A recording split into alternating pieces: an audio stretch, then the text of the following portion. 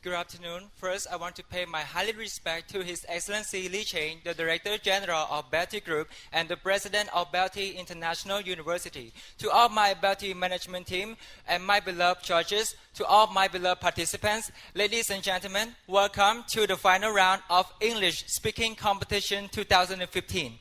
My name is Diravi. I am the first contestant of the freshman category. I'm so excited to be standing here and have an opportunity to present you one of the most important topic that you guys should know.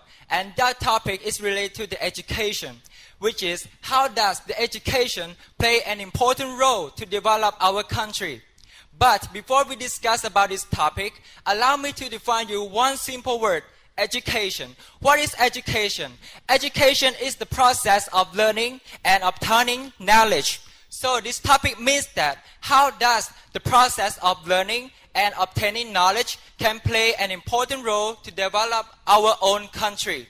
Ladies and gentlemen, we know that education is the backbone of the country, and people around the world consider it as the basic needs of the entire world. This is very crucial for every one of you here to understand and know how important the education means to us, and also how education can transform our country to be more developed. So I have came up with two main points based on this topic. The first point, I'm talking about producing a great human resource. The second point, I'm talking about boosting the economic growth. So, ladies and gentlemen, allow me to start with the first one, producing a great human resource. We all know that education produces a skillful and intelligent generation that will be the future leader of the country. For example, students are the most important resource in order to develop the country. And education provides them with two main skills, which are hard skill and soft skill. Hard skill is referred to the outer ability which people observe the knowledge and skill from the school. And soft skill is referred to the inner ability that come from our self-moral ethic like personality and positive attitude. And when our people have these two skills plus with the knowledge and confidence, we will be able to find a better job, especially we have a job competition when it comes to the Asian integration at the end of 2015. Because we can show other nations how good we are, how strong we are, and it is also a reputation for our country to produce such an amazing human resource in order to develop our country to the next level. So ladies and gentlemen, allow me to start with second points about boosting the economic growth. We all know that when education produces human resource, it means that the people will get well educated. So when they get well educated, they can find a better job with a very high paid salary, which they can improve their living standard from the individual to the institution, from institution to society, from society to the whole country.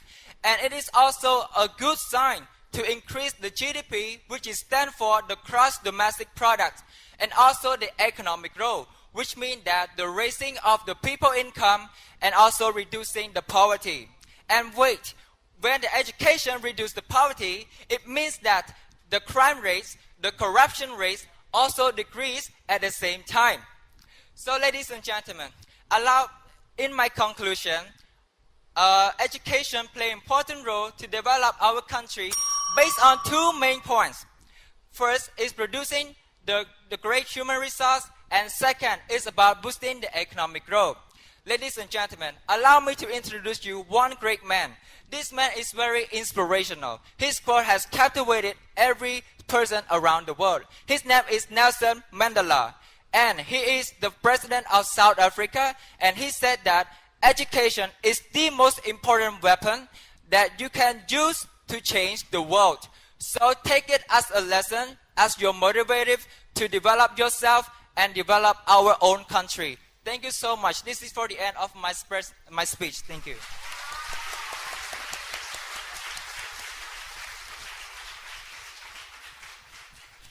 Thank you for your speech. You have 2 minutes for questions from the judges. Respected His Excellency, ladies and gentlemen, Good afternoon, Ravi. Yes. My question is, why does education play a very crucial role in securing economic growth and social progress? Thank you for this question. About that question, I want to say that about the security is that when the people get well high educated, they know what is right and what is wrong in the country, and they know what they should do and what they shouldn't do. Especially when the people get well educated, they can be the top leader of the country, and the top leader in the country can be a leader that can lead the country to the success. For example, especially the peace stability. This is a very security thing that keep the people in the country in a peaceful way. And second is that when the people who get well educated, they have a strong mind, which they want to improve everything, especially they want to develop the country by providing peace according to the political stability. Thank you so much for this. Okay, good. Thank you very much there, Mr. Ravi. Excellency, ladies and gentlemen. Ravi, I have got a very good question for you here. I heard you said human resource. How do you think human resource can help develop our country in Cambodia? I have to raise up, for example, Singapore. Singapore, 50 years ago, after they gained their independence from Malaysia, they were the weakest country in Southeast Asia. But their strategy is to distribute the education to all his people. So when the people in Singapore get well educated, they can not only develop themselves, but also increase the economic growth of the country by attracting the investment from other countries to invest in that country. So you look now, Singapore is the most developing country in Southeast Asia because of their human resource. Thank you so much. Thank you, Ravi.